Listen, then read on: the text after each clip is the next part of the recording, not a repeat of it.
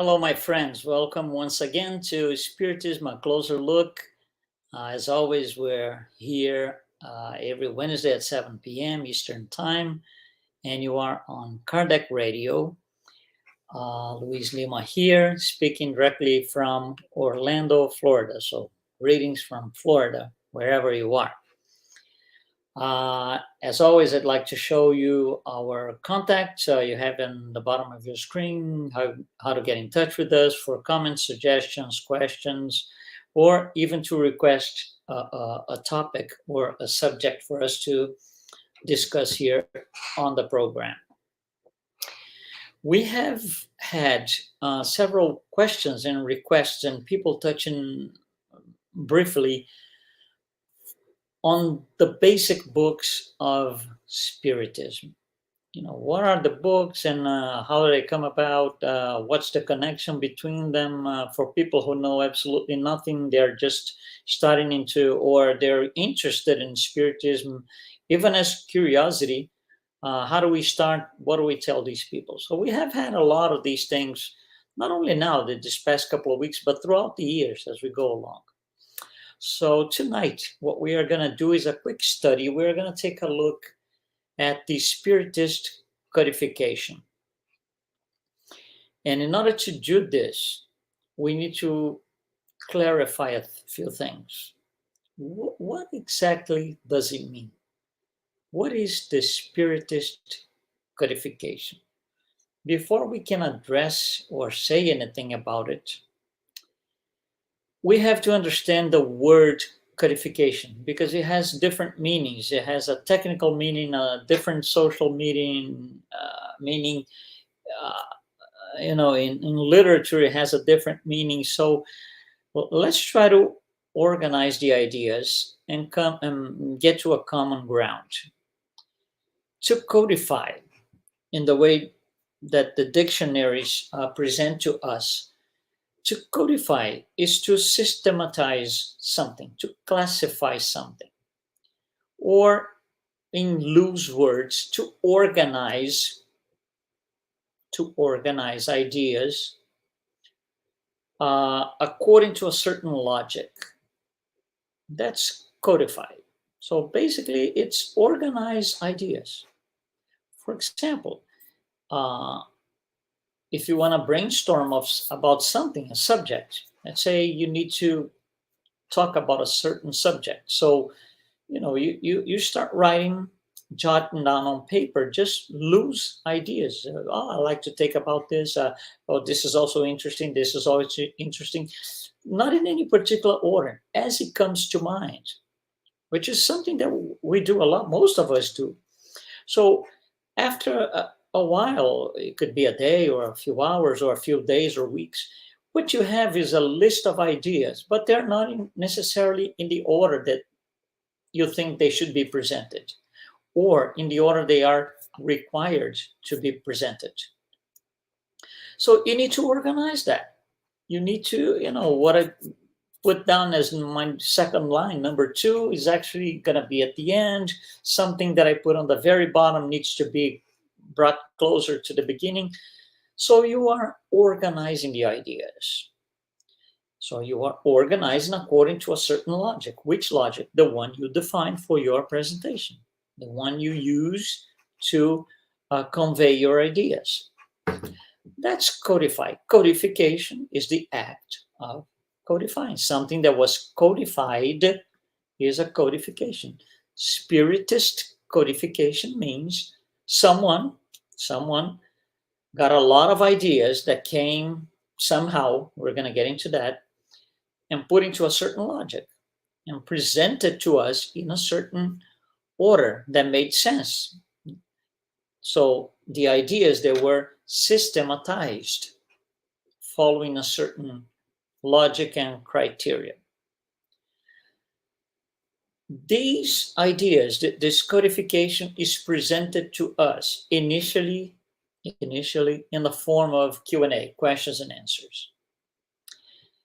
And the reason for that is very interesting. Spiritism, we are going to learn that later on, is a philosophy brings philosophical ideas on how to live your life properly and, get away from suffering, pain, and all of that. That's the main purpose. To moral improvement of humankind is actually the main purpose of Spiritism. So, throughout the years, from I would say maybe 50 or so years after Jesus, things started to be very difficult for Christians at the time because they were being persecuted, they were being killed, and they had to hide. They couldn't say out loud, "I'm a Christian, I follow Jesus." They couldn't do that. Nothing like this. So for almost, I would say, 1700 years, we had to be quiet. We couldn't ask anything. But the questions were always on our minds throughout time. That's throughout time. That there were always a lot of questions on our minds, and we would go to the provider of the truth, the church, and ask these questions. And some of these questions were, I would say, offensive to the church at the time because they just couldn't answer it. So instead of saying, "Can't answer, I don't know, we are researching, we're going to learn together," that never happened. So, it became challenging for the church throughout the years on how to respond to that. So we were hungry for answers. We had a lot of questions and very few answers. That's why when the codification was initially created, it was created in a form of questions and answers. We had all these questions throughout the years. Here are the answers. Who asked these questions and who answered? These questions were asked mostly, the real majority of them, by the codifier. Again, the person physical person, incarnated person, who organized all the ideas that we had questions upon throughout 1700 years or so. And he organized this to put into a certain logic. This is what we call the codifier. His name, Allan Kardec, a French professor, educator, highly evolved spirit, incarnated in 1804, discarnated 1869. So Allan Kardec, the Spiritist codifier, presents the initial questions and answers that will be the driving force of Spiritism, of the Spiritist philosophy. Those answers contains, those questions and answers contain a philosophy. There's a driving force behind everything, which is a philosophy, how to live your life better, productively, be happy, not sad, not, low energy, nothing like this. Spiritism is very positive in its aspects, in all of its aspects.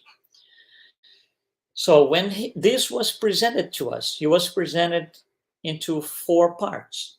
Initially, in the first book of the codification, Spirit's book,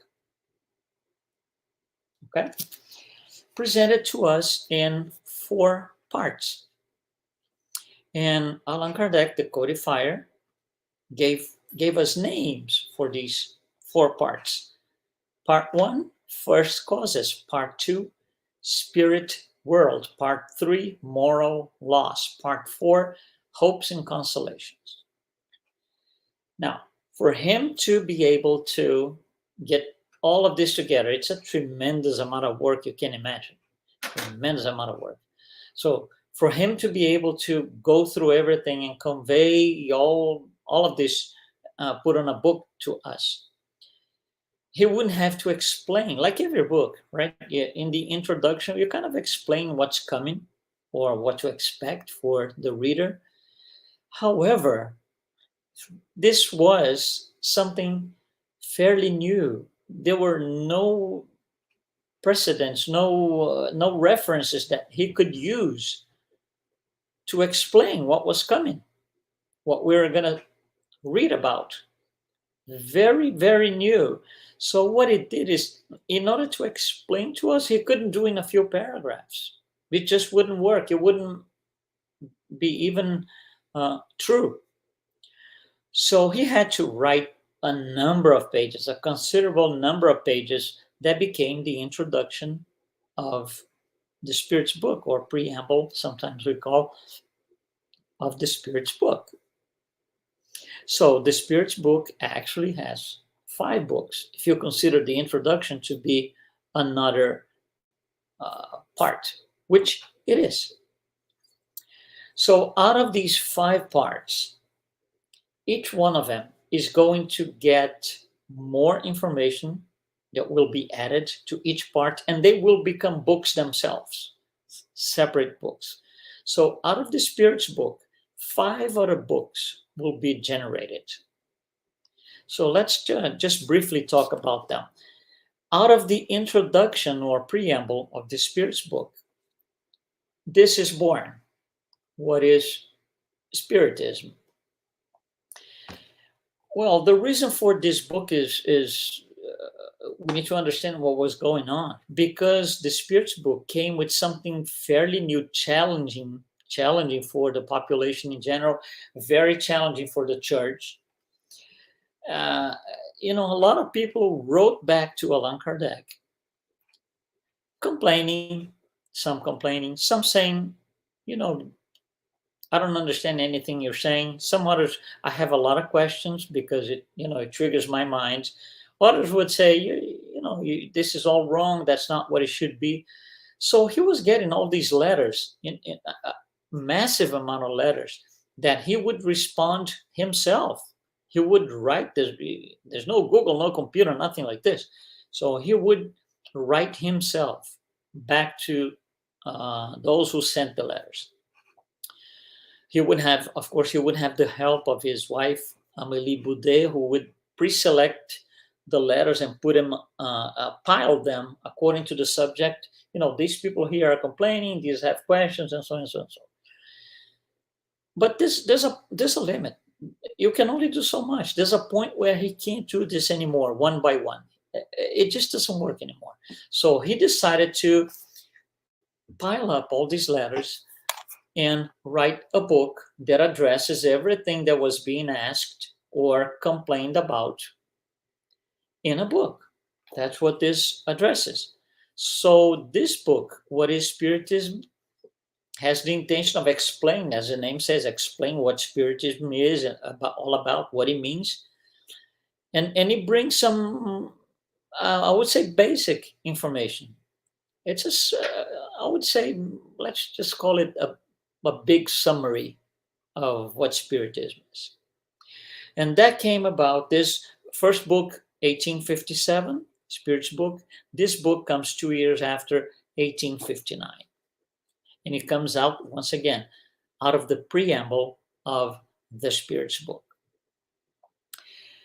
The next thing that he's going to write about is, it comes from part 2 in the Spirit's book. Part 2 is the spirit world. The spirit world. And this talks about mediumship, communication from spirits. There are on the other side of life, and us. So all of that explains technically what happens, how things are, classification of mediumship type, classification of mediums, all of that. And this comes about, the medium's book. The medium's book addresses all of those things. The medium's book comes to life in 1861. So 4 years after the initial book on the codification. Out of part 3, another book is born. Part 3, the moral laws, will explain about morality, how we should use that philosophy to be morally correct, to be better morally, to be better people. to do better things for us and for others as well. So this part of the Spirit's book, the moral laws, becomes the gospel according to Spiritism. Isn't that strange? No, not really, because the gospel is the moral law. Jesus came to explain the moral laws to us. In the Spirit's book, there is one question, which is question 625, in which Allan Kardec is going to say, okay, I got the idea. It's a philosophy. Is there such a model, somebody that we can follow, somebody that we can use as a reference? And the answer is yes, Jesus. So Allan Kardec goes to the Bible because in the 1850s or 60s, that's the only place you're going to find information about Jesus. So he goes back to the New Testament and starts studying in depth the life of Jesus, all his teachings in details. And this book is born. This book explains everything about moral laws. So now we have a philosophy that ties into moral laws. Okay? All right. So from part 4 of the Spirit's book, part 4, Hopes and Consolations, another book is born. This one, Heaven and Hell. Heaven and Hell. This book is going to explain, it's a beautiful book. It's a beautiful book. It's going to touch on divine justice, which by itself is already a problem. We've addressed the divine justice here several times throughout the last couple of years. We are going to have more programs about it in depth because it's a long subject, and it's one of the big challenges, I think, for all of us. Understand and I would say try to establish a parallel, which is wrong, but we try to establish a parallel between the human law and the divine law, or human justice and divine justice, and that's where we put ourselves in trouble. Anyhow, this book, Heaven and Hell, comes to life as an expansion and detail from part 4 of the Spirit's book, Hopes and Consolations. And finally, the final book of what we call the Spiritist Codification comes from part 1 of the Spirit's book. Part 1 is called First Causes. So in this part, he's going to talk about the creation, how things matter, spirit, all of the soul, all of these things. And they are expanded in a new book called Genesis, according to Spiritism. So this book, the Genesis, is going to address basically everything from creation through, how we get to a philosophy, why we need to be better people. So it kind of wraps up, and that was written in 1868, is the last book on the Spiritist Codification. So that wraps up what we call today the Spiritist Codification. So some people do not really consider the book What is Spiritism part of the codification because it's more like an explanation. So it's almost like a personal preference. So we have 5 or 6 books, depends on how you see. And it's a lot, I'll tell you. If you look at the pile of pages here, let me try to show it to you. That's it. Those are the 6 books. That's a lot. And we try to read and explain and understand this throughout every week. That's what we do in a Spiritist Center. We are here to learn from everything starts right here. After the initial Spiritist Codification, there will be a million books about Spiritism from different authors, spirit authors, incarnated authors, but everything starts right here. And there's something else that I want to say. Allan Kardec did not write only 6 books. He wrote many, many, many more things that we are not really going to come in, get into today because we want to talk about the codification. But he, as of, again, the Spirit's book, first book, came up in 1857, in January 1st, 1858. He opens up a new avenue. It's called Spiritist Review, which is like a monthly magazine, if you will. Well, think about this. First of all, what is the purpose of a magazine? Is to keep people to produce news, if you will, faster than a book does. If you're going to write a book, you're going to write something huge. It's going to take time. It's going to take several months. Then it's going to have to be reviewed and printed, and so it takes time. So let's just say it takes 1 year. A magazine is something that needs to convey a message faster, maybe every week, every 2 weeks, every month. There are magazines, there are periodics, are weekly, some are bi-weekly, some are monthly, because you can produce information, you can publish information faster than waiting almost another year for another book. And by the time that book is out, you have more information that didn't make it in time for that edition. So a magazine makes it faster. It's like today in a cyber world, a blog. You just post something, and it goes fast. The news are much faster than, for example, if you want to publish something on your website, then you need to. It's going to take a couple of days, a few days. A blog is just like that.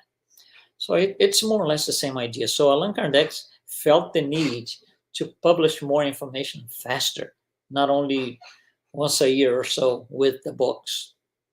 So he started the Spiritist Review, which he wrote every month as a monthly periodic, monthly issues, during 12 years until his last day on earth. Never failed. And he wrote this himself. That's not psychographed or anything.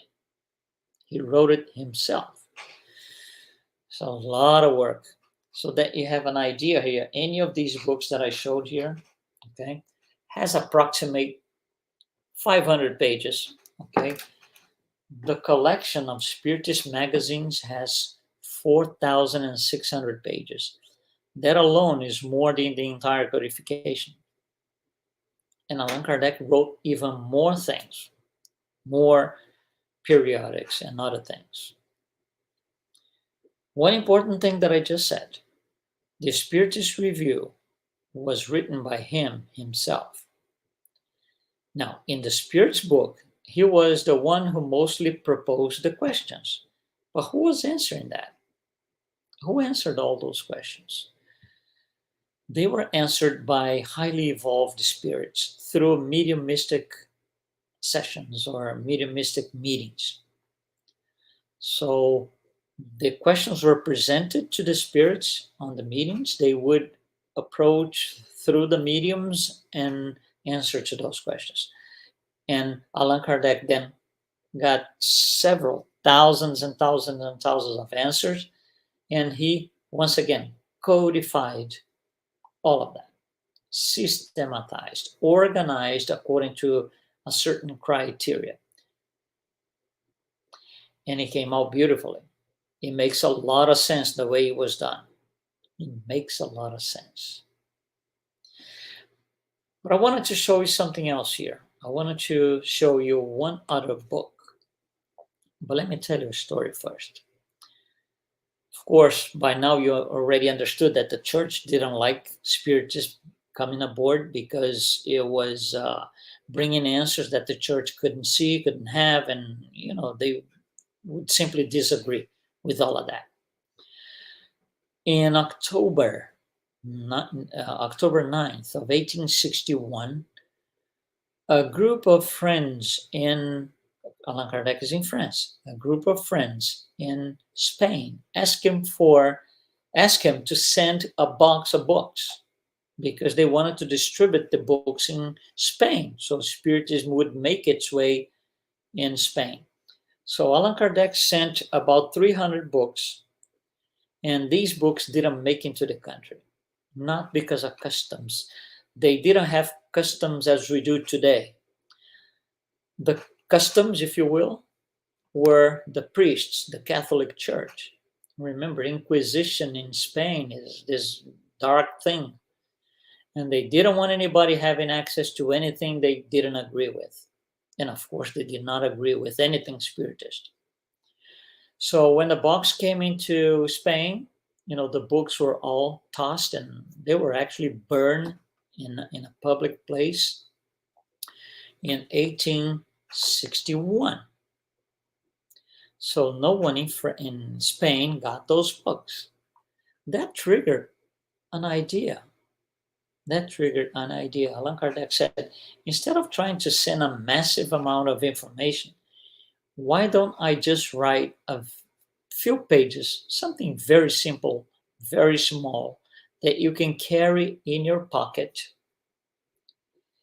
and it explains what Spiritism is all about.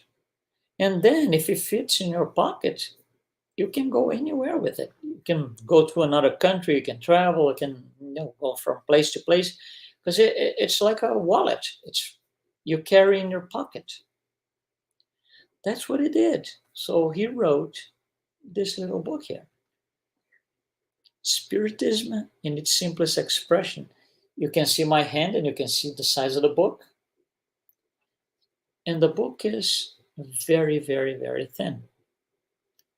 It has the very basic, the most basic form of Spiritist ideas and concepts explained in very few simple words. So you read this book in maybe a couple hours, read through, but it's a study book. But you can read to get a general idea of what this means. And then, of course, you want to get a little more into it. You can reread with a little more concentration, or you can go to one of the full-size books. Personally, I think this book here is the best shot for those who want to get into Spiritism.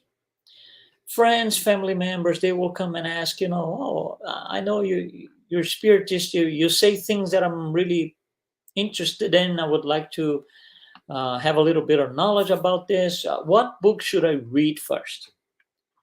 My personal answer, this.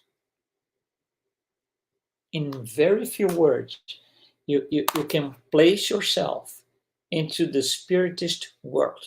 This is for me, this is not for me, I need to learn more, I don't think this is good. That will tell you right off the bat what is your initial, quote, relationship with Spiritism. I think it's a great book, Spiritism in its simplest expression. And for us, Spiritists that have been Spiritists for 20, 25 years, 30 years, whatever it is still a great book. The way things are conveyed, the way the information is passed along is brilliant. Brilliant. It's right on. So, my friends, those are few words I wanted to bring to you tonight about the Spiritist Codification. So, once again, if you have any comments, any questions, just write to us. You have the information down on your screen. And once again, we will be here next Wednesday, 7 p.m. Eastern Time. Thanks and be well.